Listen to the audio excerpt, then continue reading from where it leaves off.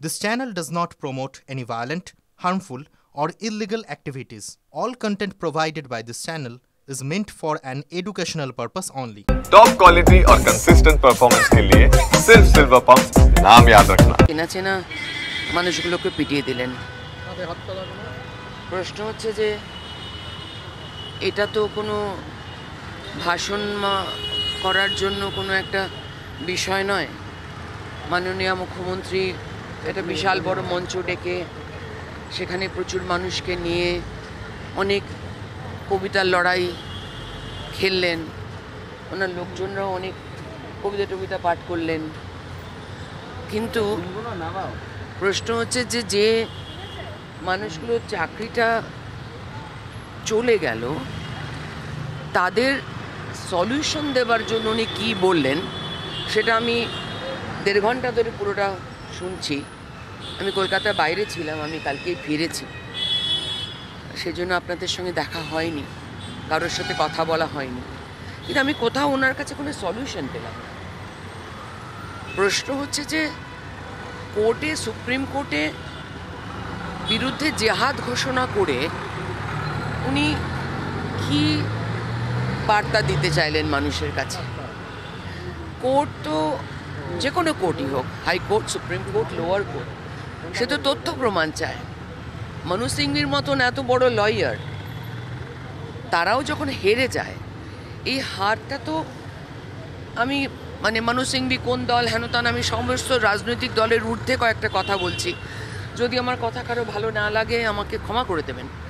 প্রশ্ন হচ্ছে এই রায় আজকে যা পেলাম আমরা, এতে তো সকলেরই হার হলো, কিন্তু কেন হলো হারটা?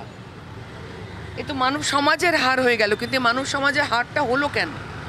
25,500 বা 26,000 হোয়াট এভার, এই এতগুলো মানুষের চাকরি গেল, কারণটা কি?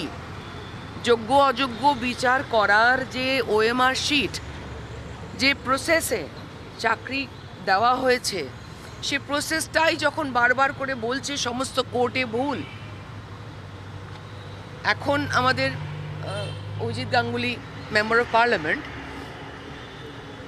তিনি যখন এইরকম একটা বলে দিয়েছিলেন যে এইভাবে এতগুলো মোটামুটি 1,500 লোক এই ঘুষটা দিয়েছে বা এই অন্যায় কাজটা করেছে, তো তখনই তো এই রাজ্য সরকারের ইমিডিয়েটলি সেই ডিভিশনটা করে বার করা উচিত ছিল। সেটা কেন করেনি? ওনারা ভেবেছিলেন 26,000 লোককে নিয়ে আমরা একেবারে তাদের 26,000 লোকের সংখ্যা আমরা যদি সুপ্রিম কোর্টে দেখাই, সুপ্রিম কোর্ট নার্ভাস হয়ে গিয়ে বলে দেবে যে না, তাহলে চাকরি বহাল থাক। প্রশ্ন হচ্ছে অযোগ্য আর যোগ্য বিচার করে দেওয়ার দায়িত্ব কার? স্কুল সার্ভিস কমিশনের। এই বিচার করার দায়িত্ব কার? ভাগ করে দেওয়ার দায়িত্ব কার? কোর্টে যে সাবজেক্টটা দেবে, তথ্য প্রমাণ দেবে, সে দায়িত্বটা কার? শিক্ষা মন্ত্রকের। শিক্ষামন্ত্রী যতই জেলে থাকুক না কেন, শিক্ষা মন্ত্রকটা তো আছে, কাগজপত্র তো গিলে ফেলেনি নিশ্চয়ই, ওই সারদা রোজ ভ্যালির মতন। প্রশ্ন হচ্ছে তাহলে কাগজগুলো কোথায়? আমি কয়েকটা ছোট বুদ্ধিতে কয়েকটা সলিউশন বলতে পারি। একটা টিম ছিল, আমি ওনার সারা এত 5 দিন কেটে গেছে, আমি কোথাও কোনো সলিউশনের কোনো কিছু দেখলাম না। রিভিউ কমিটি, আবার কোর্ট। উনি কি কোথাও বললেন যে ঠিক আছে আমি এই 3 মাস বা 6 মাস আমার যতটা সময় লাগবে আমি প্রত্যেকের মাইনে বহাল রাখবো? বললেন কি?